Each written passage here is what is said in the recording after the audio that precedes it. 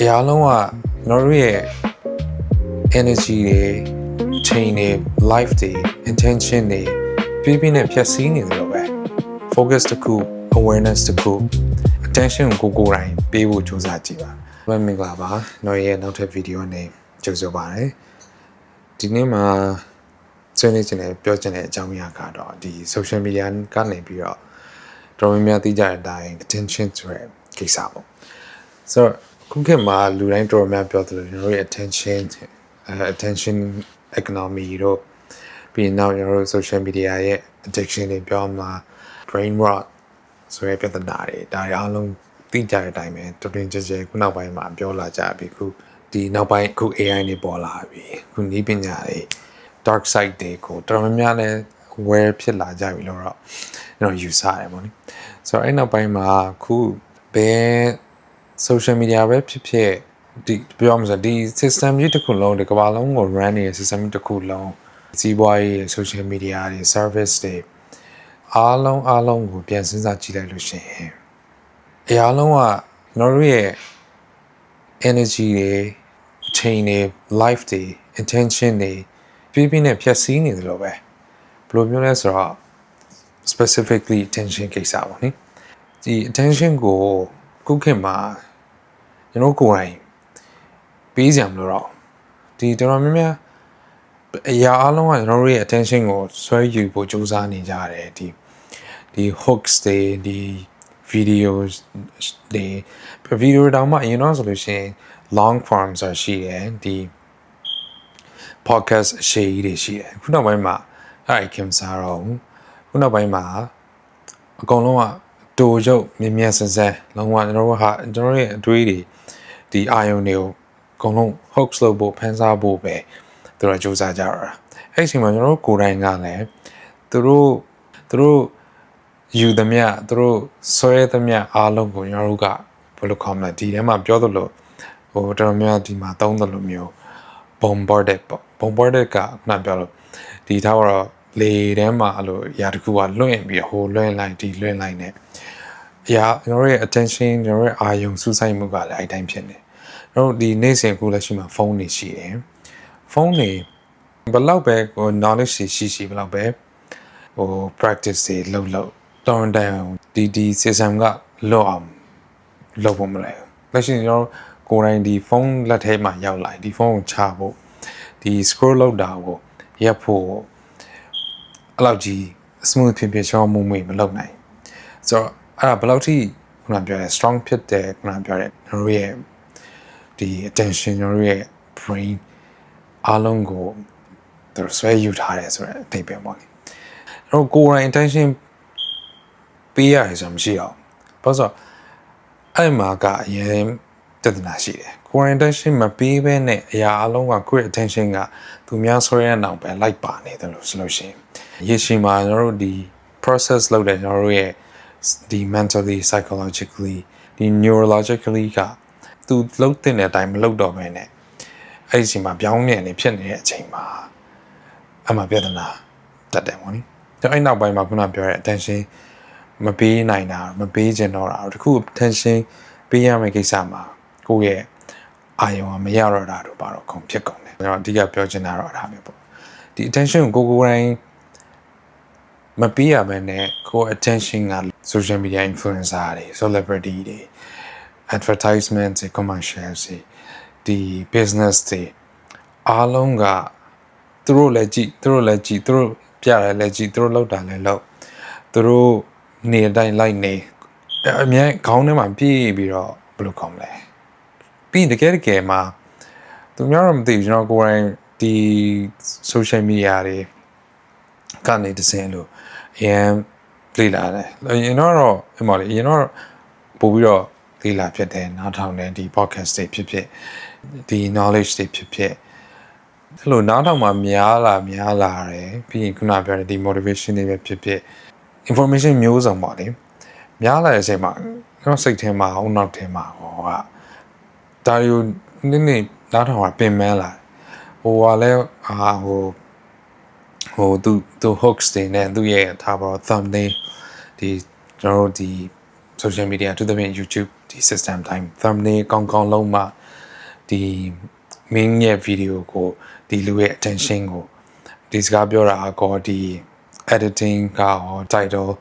ပြီးရင်ကိုယ့်ရဲ့ graphics အားလုံးကလူတွေကိုအတင်းဆွဲထားတယ်ဆွဲထားတဲ့ဥစ္စာကဒါကိုကြကြပြင်းပြင်းပဲအားလုံးကခုနပြောလို့ဟိုစနစ်တကျလေ့လာပြီးတော့ဒီ psychology ရကောဒီမှာနီးပညာ company တွေတကယ် company ကြီးတွေမှာလည်းတကယ်ပညာရှင်တွေဒီ psychologist တွေနဲ့သုံးပြီးတော့ကျွန်တော်တို့ attention ကိုဖန်ဆားဖို့လုပ်နေရအဲဆိုတော့ရေရှည်မှာကျွန်တော်တို့လို viewer တွေဒီ social media user တွေအနေနဲ့ပြန်စဉ်းစားကြည့်အများကြီးကိုယ့်ရဲ့ဒီ daily life မှာကိုယ့်ရဲ့ mentally မှာကိုယ့်ရဲ့ idea တွေးခေါ်တွေမှာကျွန်တော်တို့ရဲ့အုံနောက်စွမ်းရည်တွေမှာအများကြီးထိခိုက်မှုရှိတယ်သူတို့ကတော့ဘာဖြစ်ဖြစ်ဟာပြမှာပဲသူတို့ပြောတာကြည့်သူတို့ပြတာကြည့်ကိုမှဟိုဘုဒ္ဓအကျိုးမရှိမဟုတ်အကျိုးရှိတဲ့လောက်ရှိတယ်ဒါပေမဲ့တိုင်းတာတဲ့ကြော်ပြီးတော့ခုနပြောရအောင်ပတ်သက်တယ်ခုနမှာခုနဘုံလက်ထဲမချနိုင်တာတော့ပြန်စဉ်းစားကြည့်တကယ်မှာဒီ knowledge တွေဟွာတွေကမကောင်းဖို့ကောင်းတယ်ဒါပေမဲ့အရာအားလုံးကိုစုစည်းပြီးကြည့်လိုက်တဲ့ကြမှာတကယ်ပြန်စဉ်းစားကြည့်ဒီနေ့ကြည့်ခဲ့သမျှကျွန်တော်တို့ video တွေပဲဖြစ်ဖြစ် knowledge တွေပဲဖြစ်ဖြစ် facts တွေပဲဖြစ်ဖြစ်အားလုံးပြန်စဉ်းစားကြည့်တော့ခေါင်းထဲမှာလည်းတကယ်ရောမှတ်မိရလားတကယ်ရောဒါရောအပိုင်းလုပ်ဖြစ်ရလားလို့ပြန်စဉ်းစားကြည့်တဲ့အချိန်မှာသူများမသိကျွန်တော်တော့အဲ့လောက်ကြီးဟုတ်မနေဘူးပေါ့ဆိုတော့ပြန်စဉ်းစားကြည့်တော့ကုံသွားတဲ့အချိန်တွေခုနကိုယ့်ရဲ့ကိုယ်တိုင်တကယ်ရလိုက်တဲ့အပိုင်းလုံနိုင်တဲ့ percentage နဲ့ပြောရရင်တော့အဲ့လောက်ကြီးမများလို့ထင်တယ်ဆိုတော့ဥပမာအနေနဲ့ဒီစာဖတ်တာပေါ့နိစာဖတ်ခြင်းပေါ့စာဖတ်တာနဲ့ social media သုံးတာနဲ့ဒါပါစာဖတ်လို့ရှင်တဲ့ဘူဒ္ဓရမယ်ယတစာပဲဖြစ်ဖြစ်သုတစာပဲဖြစ်ဖြစ်ဘူဒ္ဓရမယ်ပြီးလေ့လာရမယ်သင်ယူရမယ်ဆိုတဲ့စာဖတ်ခြင်းရတယ်ရတယ်ဒီဘက်မှာလည်းတော့အလွယ်ဒီဖုန်းတစ်ခုလူတိုင်းခုကမှဖုန်းရှိရုံနဲ့အရာအလုံးသိနိုင်တယ်မြင်နိုင်တယ်ဆိုတော့ information တွေကအများကြီးတပုံကြီးရှိတယ်လုံးဝ limit မရှိဘူးပေါ့ဒီဘက်မှာလည်းလို့ရှိတယ်အဲ့တော့ဟိုလွယ်တာတော့ဒီ social media ကနေတစ်ဆင့်ဒီဖုန်းတစ်လုံးကနေတစ်ဆင့်အရာအလုံးလေ့လာနိုင်တာတော့ပုံမြင်တာပေါ့စာတွေလည်းဖတ်စရာမလိုခုနောက်ပိုင်းဆို AI နဲ့ကောက်ရှာလိုက်တာနဲ့အားလုံးသိပါပြီ YouTube မှာပဲဖြစ်ဖြစ်ဒီ TikTok မှာပဲဖြစ်ဖြစ်ကောက်ရှာလိုက်တာနဲ့ဖတ်ဆိုကိုသိချင်တဲ့အကြောင်းအရာကိုသိပြီပေါ့ဒါပေမဲ့အဲ့ process နှစ်ခုမှာဒီ research တွေအရာကောဒီတကယ်ကျွန်တော်တို့ကိုယ်တိုင်နဲ့သိတယ်စာဖတ်တာနဲ့ကို attention ကိုမျိုးဖန်ဆာထားတဲ့ content တွေနဲ့ရှင်စာဖတ်ခြင်းကပို့ပြီးတော့အကျိုးရှိတယ်ဒီအုံနောက်ကျမ်းမာရေးစိတ်ကျမ်းမာရေးတွေးခေါ်ဒါရအားလုံးကစာဖတ်ခြင်းကပို့ပြီးတော့ပြီးနိုင်တယ်ဆိုတာကိုလူတိုင်းလက်ခံတယ်လူတိုင်းသိတယ်ဆိုတော့အဲ့ဒါဘာလဲဆိုတော့တူကျုပ်ပြောကြည့်ရင်ကျွန်တော်စာဖတ်တဲ့အချိန်မှာ attention ကိုယ်တိုင်ပေးရစာဖတ်တဲ့စာအုပ်အုပ်မှာကျွန်တော်တို့ပုံနေဒီ graphics တွေပါပေမဲ့ဒီလို video content တွေလို့ဟာဒီ editing မှာဒီအတန်းတွေနောက်က graphics တွေကိုမျက်လုံးနဲ့ချက်ချင်း pop ပေါ်လာတဲ့ pop up ဟိုစာတန်းကြီးစာတန်းသေးသေးလေးတွေအယောင်မျိုးစုံတွေနဲ့ပြောမှဆိုသူတို့ကကို actively attention ပေးတာမဟုတ်ဘဲနဲ့ကိုယ့်ရဲ့ attention ကဘယ်လိုကိုက passively ယူခံရနေတာပေါ့ဆိုတော့အဲ့ချိန်မှာကိုယ်က attention မပေးရပါများလာတော့တကယ် attention ပေးရမယ်အလုပ်တွေမှာလုံးဝမတက်နိုင်တော့အဲဒါကြောင့်ခုနောက်ပိုင်းမှာဒီတောင်းတန်အောင်အာယုံစုဆိုင်လို့မရတော့တာတော့တခုခုကိုစိတ်ထဲမှာ focus မထားနိုင်တော့တာတော့နောက်ဆက်တွဲဒီ neurological အိတ်တဲ့ချိန်မှာကိုယ့်ရဲ့ physical ဘိုင်းဆိုင်ရာတွေမှာထိခိုက်တာတွေကိုယ့်ရဲ့တွေးခေါ်မျှော်မြင်တိုင်းမှာဟိုထိခိုက်တာတွေ memory တွေ memorization လုပ်တဲ့ ability တွေကျလာတယ်ဆိုတော့အဓိကခုနပြောကို attention ပေးတာနဲ့ attention မပေးဘဲနဲ့ယူခံရတဲ့အချိန်မှာအဲ့အချိန်မှာတော်တော်လေးသွားပြီးတော့ကိုရမယ်တင်တယ်ကျိုးပြောရရင်တနိုင်တဲ့လောက်ကိုယ်တိုင် focus attention ကိုယ့် interest ကြောင့်ကိုလိုချင်တယ်သိချင်တယ်ဆိုတဲ့အကြောင်းအရာတစ်ခုကြောင့်ပဲဒီစူးစမ်းလေ့လာတာပေါ့လေ social media မှာဖြစ်ဖြစ်နောက်ထပ်ကိုယ်တိုင်လုပ်တဲ့အရာမျိုးကိုအရာတွေကိုစပြီးတော့လုပ်ကြည့်ပါပေါ့ခုနပြောလို့ဒါကတော့တခုခု လုပ်မယ်ဆိုရင်နေ့စဉ်အလုပ်တွေမှာသမင်းဟင်းချက်တယ်ဆိုရင်သမင်းဟင်းကိုအာယုံစစ်ဆိုင်ပြီးချက်ပေါ့ချက်ကြည့်ပြီးရင်ခုနအဲ့ချိန်မှာတော်များများနောက်ကိုအင်ဆိုလို့ရှင်လည်းနေလောက်ဖြစ်တာကသမင်းချက်ရင်းနဲ့ခုနပြောလို့အားတဲ့ချက်နေတော့မှခုန social media ပို့တာတော့ဒီနောက်တခြား podcast တွေပိုင်းနားထောင်တာတော့လောက်ဖြစ်တယ်အဲ့တော့ဒီ activity တိုင်းကိုတက်နိုင်တယ်များကျွန်တော်တို့တစ်ခုဆိုတစ်ခုပဲ focus ကိုယ်တိုင် attention ပေးပြီးတော့လုပ်ကြည့်ပါပေါ့ပြီးနောက်ထပ်ခုနပြောလို့ဒီ media consume လုပ်တဲ့အချိန်မှာလည်းသူတို့လုပ်သမျှ hooks တွေဟာဒီ video ကြည့်ရင်တော့မင်းတော့အောင်မြင်သွားပြီပေါ့အေးရဒီ video ကြည့်ပြီးရင်တော့အရာလုံးဒုက္ခတွေမရှိတော့ဘူးဒီ video ကြည့်ပြီးဘင်းဘွားမှာ struggle တွေမရှိတော့ဘူးဒီ video ကြည့်ပြီးရင်တော့ millionaire ဖြစ်တော့မယ်ဆိုရယ်ဒီ social media တခုချင်းစီတိုင်းမှာဒီဟာကကိုယ်တကယ်ရောစိတ်ဝင်စားလားကိုယ်တကယ်ရောကြည့်ကျင်လားနောက်အချိန်တခုတော့ယူမယ်တင်တယ်ဘာလို့ဆိုတော့ချက်ချင်းတော့ကိုလည်းဒီဟာကိုသိထားမိမှာပေါ့ဆိုတော့အဲ့တော့ဒီအရာအလုံးကို focus တခု awareness တခုကိုနေ့စဉ်ကြည့်တော့မယ်ကြည့်နေတော့မှဖြစ်ဖြစ်လို့တတ်နိုင်တယ်မြတ်attention ကိုယ်တိုင်ပေးဖို့ကြိုးစားကြည့်ပါ scroll လိုက်တိုင်းဟာဒီလူကခုနဒီ Instagram တို့ဟိုတော့မှာကိုကသူတို့ရဲ့ formula ရဟာမင်း3 seconds အတွင်း hook တခုလုပ်နိုင်ရမယ်ဒါမှကြည့်တဲ့လူက main video ဆက်ကြည့်မယ်ဆိုရဲအဲ့ဒီ technique တွေပေါ့နိဆိုအဲ့ technique တွေကိုတတ်နိုင်တယ်များကိုယ်တိုင်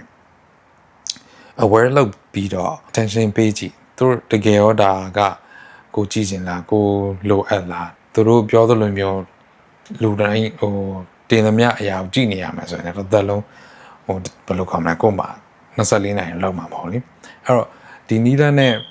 ကိုယ်တိုင် attention ပေးမလားဒါမှမဟုတ် attention ကကိုယ်တိုင်မပိုင်တော့ပဲနဲ့သူတို့ယူသမျှဟာကိုပဲကိုယ်တိုင်လွတ်ပေးလိုက်တော့မလားဆိုရက်အရာလေးကိုဒီနေ့မှာဒီက sharing လုပ်ချင်တာပါလေအခုကျွန်တော်ဒီဗီဒီယိုလုပ်တယ်ဆိုတာလည်း social media content တစ်ခုပဲဒါပေမဲ့ကျွန်တော်ဒီစကားပြောရတယ်နော်ဒီဗီဒီယိုထဲမှာအများကြီးလူတွေရဲ့ attention ကိုအတင်းဆွဲယူပြီးတော့ဖြစ်အောင်ကိုယ်အစစ်မှန်ဖြစ်အောင်တကယ်ဘယ်လိုခေါ်မလဲ human connection တစ်ခုဖြစ်အောင်ကျွန်တော်ဖန်တီးချင်တာပါနိ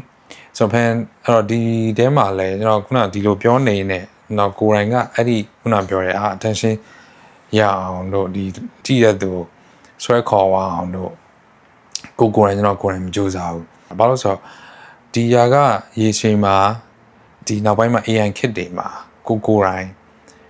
effort ထုတ်ပြီးတော့လုပ်ရတဲ့အရာတွေစစ်မှန်တဲ့ process တွေကျွန်တော်တို့တဘာဝအတိုင်းကိုအရင်မလွန်ဆန်ဘဲနဲ့ဤပညာရေးကြောင့်ပိုကောင်းတာတဲ့လူတွေအတွက်ကိုအများကြီး backdrops တွေ practice တွေကိုကျွန်တော်ကိုယ်တိုင်လည်း short ချဖို့စူးစမ်းနေရပါဘူး။အဲ့တော့ဒီထဲမှာကြည့်နေတဲ့သူတွေလည်းတွေးကြည့်ပြီးတော့သုံးသပ်ကြည့်ပါဘူး။အဲ့တော့ဒီနေ့ကတော့ဒီလောက်ပါပဲ။ကျေးဇူးအများကြီးတင်ပါတယ်။အခုချိန်ထိစိတ်ရှိရှိနဲ့ချိန်ပေးပြီးတော့ကိုယ်တိုင် attention ပေးပြီးတော့ကြည့်ပေးတာခုနောက်ပိုင်းမှာခက်လာပြီလို့ကျွန်တော်မြင်တယ်။ again ကျေးဇူးအများကြီးတင်ပါတယ်။နောက်ဗီဒီယိုတွေမှာဆက်တွေ့ပါမယ်။အားလုံးပဲအဆင်ပြေကြပါစေ။တတ်တာပါကျေးဇူးပါ